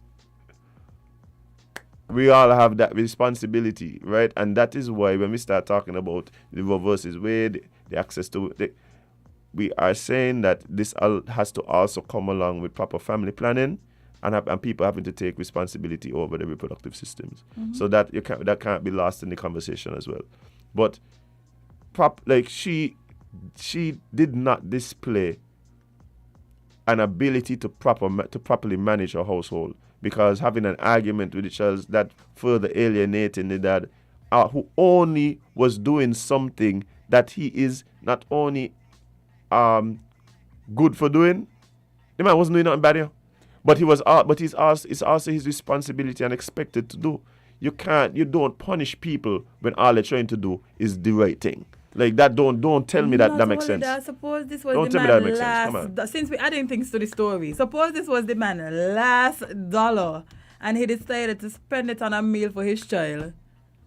So you prefer for him to not feed his child because he can't afford to feed all the other kids? Since we're talking about being able to afford meals. So just the mother is fine for not being able to afford to feed all the kids. But suppose the father only have $1 and could feed the only child he has. Like, come on, bro. Come on. No, he should have known better than having a child with her. Sorry, but that ship has sailed. Yep. That ship has sailed. Yep. Watch you. The man. I don't think the McDonald's was child support. I think the I McDonald's was just highly McDonald's. doubt. I think the McDonald's, because Shane had an issue with child support. That was never. Shane bring up nothing So about that child don't mean. support. So that don't mean the man ain't supporting child. The man just walk out. I'm gonna bring some McDonald's for my child. Maybe I just want to see my child. that's only that- I just want to pass by my child, so I don't shop empty-handed. I shop with some McDonald's. Like it's simple that. Like from everything, the impression I got was that the guy just wanted to do something nice for his son. Just wanted to just come past by his son, drop off some food. That's all.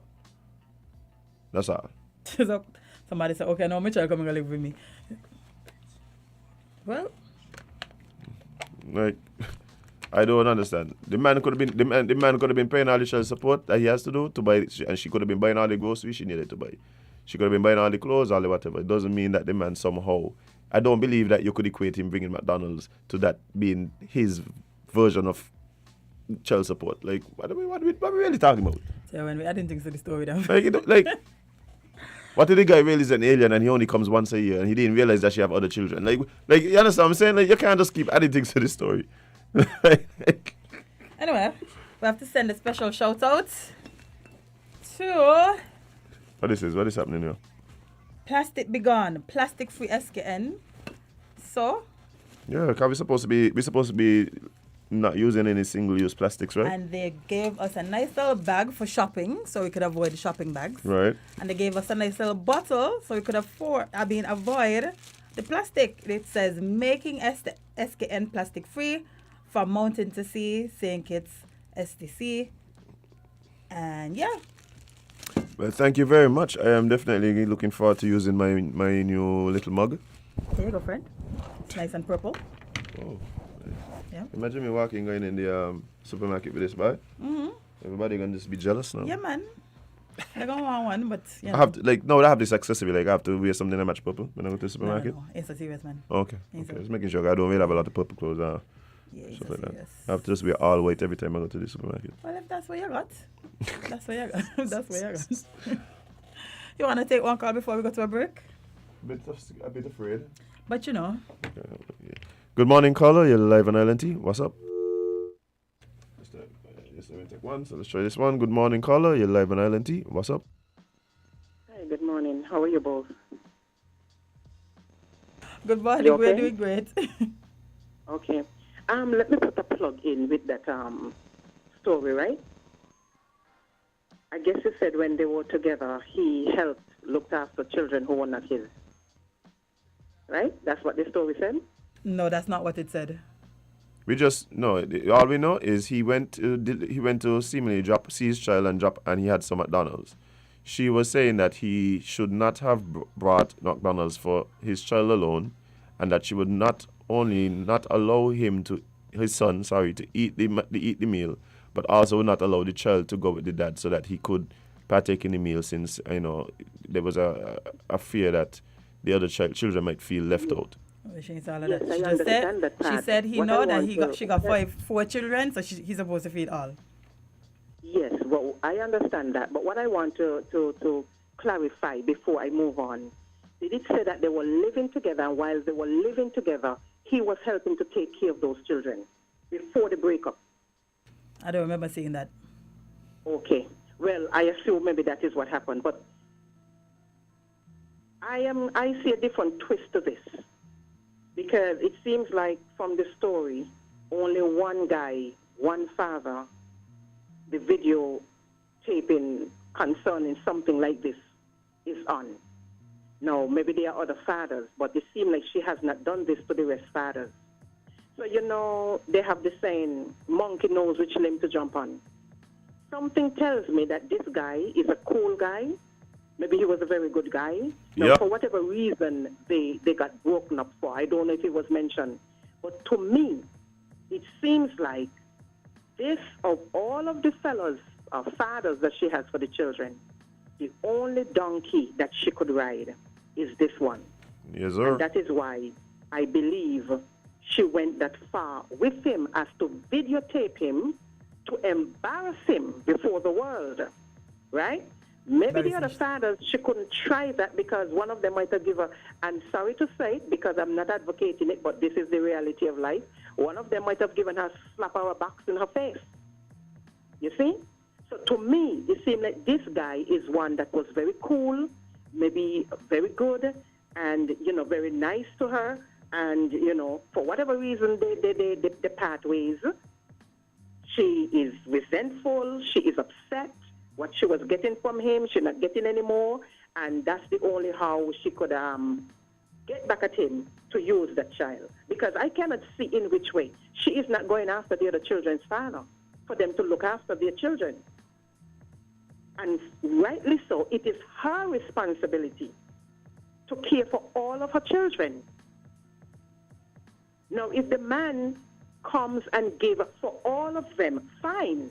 But I don't think that she should see it as his obligation I know up there, if they were married, and maybe he might have, gone to the court to have the children be his legally, so to speak.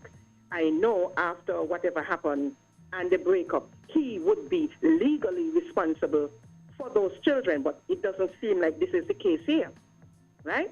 Now, to me, a solution to this, what she could have done, if this is how she felt about the situation, what she could have done, take the food from the father, and she could have gone and buy another portion or two. Okay? So if she had 5 children, she could have bought maybe two portions or one portion, add to what the guy gave her. And when she goes home, she just serve it among the 5 of them or the 4 of them so that none of them be left out. But the way she attacked the guy, I do not agree with it, because if the guy was not looking after the child, that would have been something else.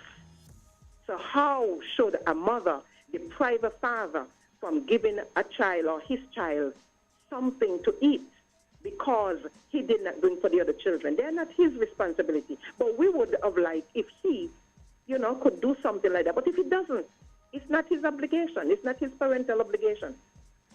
Okay, that's all I have to say. Thank you, Carla. Appreciate your contribution. Like it's wild to me, and I think the point that the caller made on the end there is at the end of the day, what does it for me? How do you deprive the child? How do you deprive, or even deprive the father of giving his child something to eat simply because he didn't bring for the other children? Like how do you justify that? Like you like, well, like no. They're not justifying it. There's nothing I have not seen one justification for that. I have not seen it. I'm sorry. Of him not. No, I said, how do you deprive the father?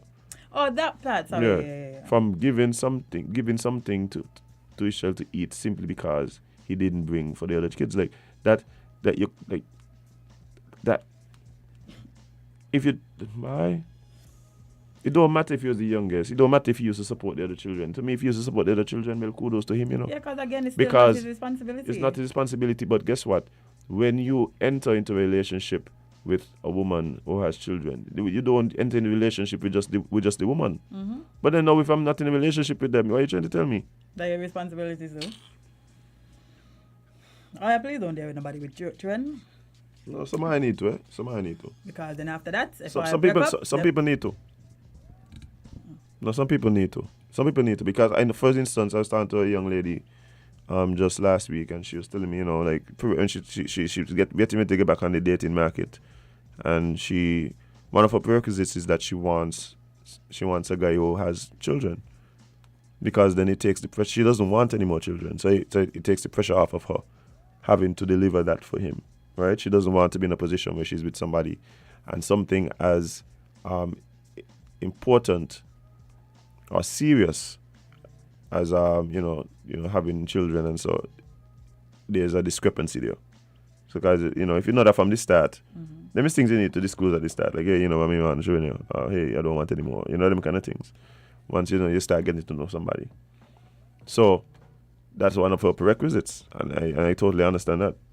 So yeah, some people need some people, that is what they're looking for, but I mean, this thing about this, and that's my issue. My issue again, like I said, is I do not believe that the mother has a responsibility to provide access to her other kids for her exes.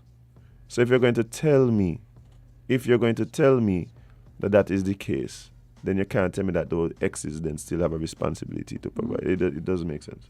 Yeah, but anyway. Let's move on to something else. Let's do an update on Haiti, because it's been a year since the president's killing. Haiti, we're sorry, yeah? Haiti, we're sorry. Bye. So 1 year ago, a band of armed mercenaries stormed the home of Jovenel Moise, killing the Haitian president and plunging the already fraught Caribbean nation into deeper political uncertainty. Moise's assassination on July 7th, 2021 sent shockwaves around the world, spurring calls for justice and accountability and demands for a thorough investigation to determine who was ultimately behind the operation. The president's brazen killing also ushered in a fresh wave of gang violence in Haiti, which the United Nations Human Rights Chief recently said has hit an unimaginable and intolerable level. Haitian Prime Minister Ariel Henry spoke at a ceremony on Thursday morning to commemorate the one-year anniversary of the assassination, saying on Twitter that the entire nation was still in mourning. The investigation. A fifth judge was appointed in late May to lead the Haitian investigation into Moise's killing, local media reported, after the previous judges stepped down for various reasons. Dozens of people were arrested in the ongoing probe, including several Colombian nationals, but the process has been slow-moving and many questions and theories remain as to why Moise was killed. I have so many questions without answers, his wife said, who also was injured in the July 7th attack at the couple's home in Port-au-Prince. She told a local radio station this week, as reported by Haitian media outlet Le Noveliste. Probably butchered that, but let me see, where else? Political uncertainty. Before his death, he had set up public protests for insisting that his presidency ended in 2022, despite leading jurists, human rights group, and other experts saying he needed to step down in 2021. Moise had been ruling by decree as most Haitian institutions were not functioning. Nevertheless, his terms officially end on February 7th of this year, set off more uncertainty, with critics insisting that Henry, who was chosen by Moise and took office less than 2 weeks after his killing, was illegitimate. Henry, who was backed by the core group of nations, which includes Canada, France, and the US and the United Kingdom, among others, has insisted he return his post until elections are held, urging a vote to take place as soon as possible.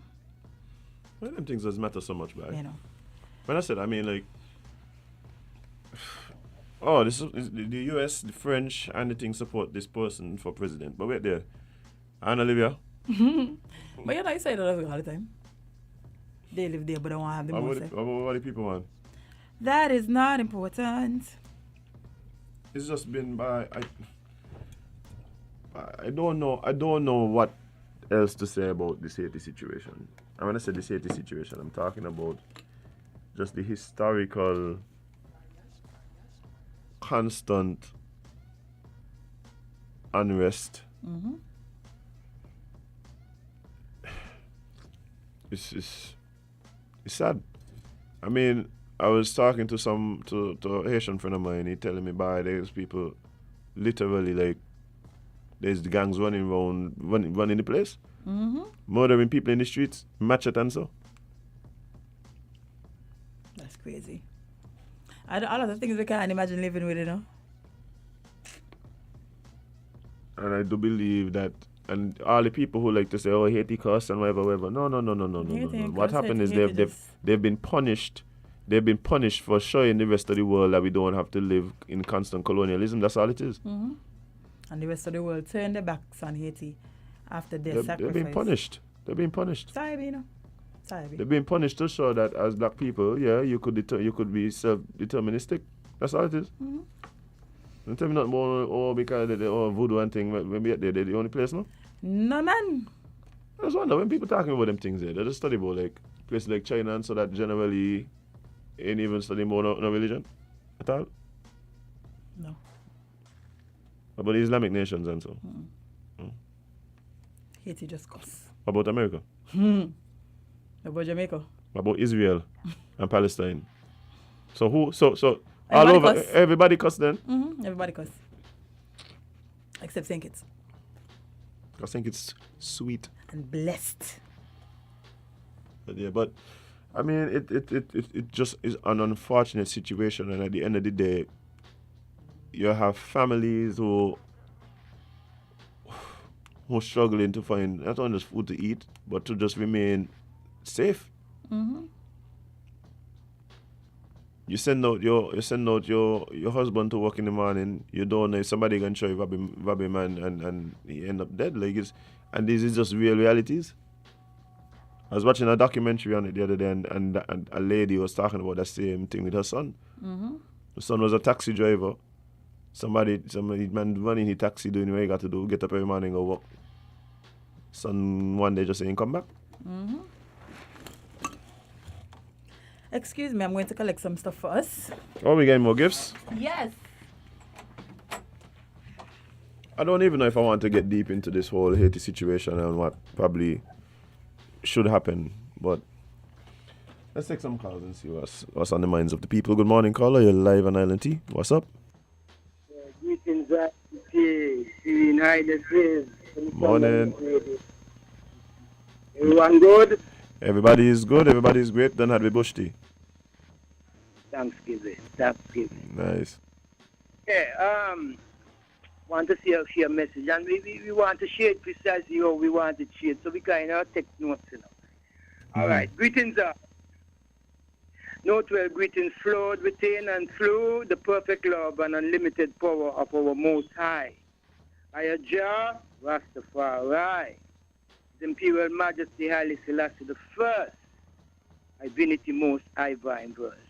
Okay. You've heard and continue hearing the sound over and over and over. Rastafari have to deal with politics. Note well, the non-political transformation of Rastafari collectively, universally at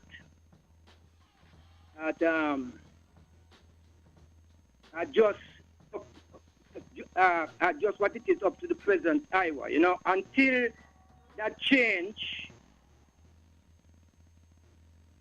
is changed by the ancient, the pillars of course, who established Rastafari. It will be so. Moreover, you have sadly noted and continually noting that the people isn't ready for a collective political stand for the establishment of a Rastafari government administration. Sad indeed, but that's the naked truth. All the individual Rastafari emperors, regionally and beyond, have participated in the political system by voting and even being candidates in general elections. Successfully and otherwise, Rastafari collectively, as a family, a nation, universally sees the Westminster-style political system for what it really is, and has made a conscious choice to be totally free from that ism. Note well, personally, I, Rastili R. Freeman, new baptismal name, Gabriel Mascal, a.k.a. ex-E-Truth, I-Truth. Yes, we have gotten involved in that system as a voter and as a candidate in general election. And once the vibration moves us to do so again, we certainly follow the vibe. Up to the time, July 2022, to the question, what's your take on the political happening? What's your take on the upcoming general election? Think needed. Most humbly, we'll answer the first question with one word: abandonment. And as for the second question, we'll also answer same with one word: postponement. We were approached by ones, even from our Rastafari emperors, to participate in the upcoming general elections as a candidate. And in accordance with our present levels within the scheme of things, our response to the invitation was thanks, but no, and we know we have made the right choice. This brings us to the need for urgent sharing and observation. Read the present political climate. The polite violence which is flexing out in all its ugly and unwanted forms are detrimental to all involved. Note well. And if not put in check now, it's going to get worse. The bloodless murderation can easily transform to grave bloodletting ones. humbly and rightly, before this utterance, before sealing this utterance, if all you truly love St. Kitts Nevis, as all you claim to do, don't just say it. Tell and show that you are truly love St. Kitts Nevis by collectively eliminating the nastiness in our midst. Start there. Show us that love for the Federation by your collective elimination of the nasty situation. Until then, all your blah blah and chatter will be coming into one ear and speedily going out of the next. And sometimes, if not most times, the blah blah and chatter, we loving St. Kitts Nevis, won't even be coming into our ears. See the thing? Okay. You just Okay. Sorry, but what we doing here? give us a second. Just wonder. But We stop hearing, just stop listening. Here's a memo of the first 4 words in the national anthem of the Federation of St. Kitts and Nevis. O land of beauty. Repeat. O land of beauty. Blessed Lord. Thanks for listening. Yeah, man, appreciate it. E-Truth. What I did find interesting about what he's saying, though, it almost seemed as though he was making a statement that the Rastafarians, I don't know which group, which Rastafarians, how many, are going to tend to remain apolitical and not join the political fray. Which I thought there was supposed to be a Rastafarian. no, apparently they didn't. They changed their mind. Nomination ain't happened yet. They could have. They could still. Friend, I walked back in the room and I don't know what was happening. I went downstairs because Digital Print Plus has sponsored us some damn. Island t-shirts. Oh wait, we name on the shirt, so? Yeah. What? Yeah. Lovely. Yes, thank you Digital Print Plus for this lovely gift. We appreciate it. Lots of Indeed. gifts there. Yeah, bye. But anybody else got things to bring us? We get to 10, you got 5 more minutes. Oh boy. Yeah. Quickly, you want to go over the fact that Boris resigned? Oh, yeah, we did promise we were going to touch Yeah, it. we did say that, Let's touch it quickly, Okay. since So, just to inform people what was happening. This week we were discussing the fact that a lot of his MPs were resigning, and so I guess he took a page out of their book, and he resigned as well. So Johnson resigns, but he remains UK's Prime Minister for now. British Prime Minister Boris Johnson resigned Thursday, acknowledging that it was clearly the will of his party that he should go. You think? The man he lose like 15 or 16 in one day. But the man, they just go. The man is a man doing this with you. You do it so much, and being about to be a part of this clown show. You and your circus by yourself. He stepped down immediately as leader of his Conservative Party, but plans to remain as Prime Minister while the leadership contest is held. He said he has appointed a new cabinet following a multitude of resignations, but many are calling him to go now. It is a humiliating defeat for Johnson, who succeeded in leading Britain out of the European Union and was credited with rolling out one of the world's most successful mass vaccination campaigns to combat COVID-19. The announcement came after the latest ethics scandal around Johnson's leadership led some 50 me mothers. 50? Bruh. But yeah. The man got abandoned by the man abandoned him, man. Abandoned Why? ship. Man, even of 50 people? People jump off of this. People jump off of his side quicker than people jumping off of the Titanic. Yeah? Me mother. You know, you see that another Titanic almost happened recently? No. Yeah, she hit the iceberg. But yeah, that was all good. And left him unable to govern. I mean, if 50 people quit. That's Speaking outside number 10 Downing Street, Johnson said he was immensely proud of the achievements of his government, from Brexit to steering the country through the pandemic and leading the West in standing up to Russia's invasion of Ukraine. But he acknowledged that in politics, no one is remotely indispensable. I bet. No one in politics is remotely indispensable. I take that note with y'all through this political journey that y'all are on currently in St. Kitts. Okay? 1 minute you're here, the next minute you're gone. You're gone. Johnson had clung to power for 2 days, defiantly telling lawmakers on Wednesday that he had a colossal mandate from voters and intended to get on with business of government. Well, that ship sailed.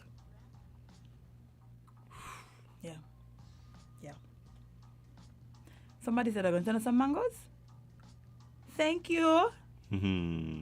Talking my language. But this is, and you know, of course, people are gonna be using this as an example of, hey, this is what should have happened here. Yeah, when you lose faith in the government, you should just resign and. When they lose faith in you. However, yeah, and they lose faith in you. Yeah. Either way. You should resign when these things happen, according to this climate that we're in. Yeah, but it is very interesting, because, Boris has been a polarizing figure for some time, even since his first election. Yeah, man. His first election, he's been very polarizing. And what I am recognizing is that we seem to be in a time where, to me, the last 40 years had been about becoming more and more inclusive and open-minded. And I feel the pendulum. I tell y'all, people say life is a cycle, but people think the cycle is like the straight road. That's not what cycle means. Things go and come. I think we are going to witness the backlash now. When you see candidates like Donald Trump, when you see candidates like Boris, like the lady who ran in the French elections, you have to admit that it does feel like a bit of a pendulum comeback. Where we went from peace and love, and we need to open our minds, we need to be more inclusive, get rights, human rights, all pet rights and all. Pets and all rights. Right. More rights than us, anyway. Right, animal rights and all these things. And then here we are at a place where everybody seems to now be more polarized than we have been for generations. Right? And people are finding their classes and then aligning themselves with the views of those parties as opposed to having their own view, and then seeing which of the parties most represent their own feelings. And I think that's a very difficult place to be in. So because of that, he's been a very polarized topic, and we've seen what that has led to. Right. We'll have to wait and see how that plays out. Unfortunately, though, Jade, time has departed. Yes, it is home time. Yeah, time for us to go. Guys, it's time for us to leave. It's time for us to go. It's time for us to disembark. Hey, talking about Mr. World. Last night, Mr. World was climbing up and the people trust. I was like, Mr. World don't age, yeah? Mr. World literally climbed up and peeled pictures last night. after 1 in the morning. So Mr. Will, where's they from? They had energy. Yeah, big up Mr. Will one time. Indeed, bye. But yeah, guys, we gotta leave, we gotta go, we gotta disembark. Yes, because right after us we have Miss Sandra with Your View. Yes, every Friday. Sandra! Come go tear up the airwaves. Sandra, you wanna guess today? Guess who? Afraid. Afraid to guess. Who is the guest for today? Hold on. Wrong button, Azim, wrong button. Say it again. Surprise guest. Oh, you have a surprise? Surprise, yeah. Well, tell us the surprise now. It's only us, you, and the listeners. And how they gonna be a surprise? Guess who? Guess you have the Prime Minister? No, I said guess who. You asked if I have a guest to tell you guess who. Oh. Who is the guest? She said she was guessing the Prime Minister. No, I said, who is the guest? Oh, listen, let's go grab the radio to give Sandra time, please. But guys, yeah, it's been a pleasure hanging out with you this morning. Thank you so much for being a part of the goings-ons here on Island T. We really appreciate it. Whether you joined us on YouTube, Facebook, Win Media SK, and on one of the other digital platforms.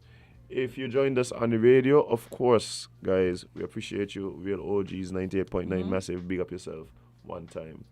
But yes, guys, remember, you can learn from the mistakes of others. Please. That is my suggestion. Please. And for people who wanting shirts that say fans, go to Digital Print Plus. They have the design. They'll sort you out. They'll sort you out. Just pay a small little fee and you'll get yourself an Island t-shirt. Boom bang. Mm-hmm. But yeah, guys, also, please spend more time living your content than posting it. Please. And remember, you can't be everyone's cup of tea because you is not a mug. See you guys on Monday.